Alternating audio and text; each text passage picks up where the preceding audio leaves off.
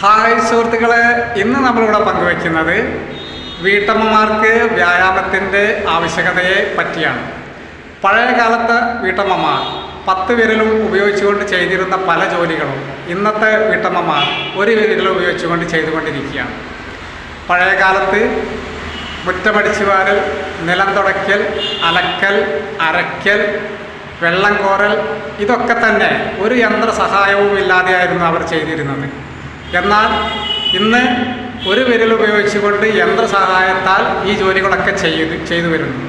അതുകൊണ്ട് തന്നെ പഴയ കാലത്തെ വീട്ടമ്മമാർക്കുള്ള അത്ര വ്യായാമം ഇന്നത്തെ വീട്ടമ്മമാർക്ക് ലഭിക്കുന്നില്ല.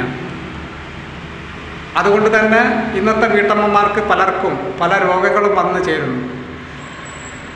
ഇതിനെ മറികടക്കാൻ നിർബന്ധമായും വീട്ടമ്മമാർ 1 മണിക്കൂറോ അരമണിക്കൂറോ വ്യായാമത്തിന് വേണ്ടി മാറ്റിവെക്കുക. അത് ഹെൽത്ത് ക്ലബിൽ പോയിട്ടാണെങ്കിലോ അല്ലെങ്കിൽ വീട്ടിലിരുന്നു കൊണ്ടോ ചെയ്യാൻ പറ്റിയ വ്യായാമങ്ങളിലേക്ക് നിർബന്ധമായും വരേണ്ടതുണ്ട്. ഈ ഒരു അറിവ് നിങ്ങളുടെ സുഹൃത്തുക്കൾക്കും ഷെയർ ചെയ്യുക.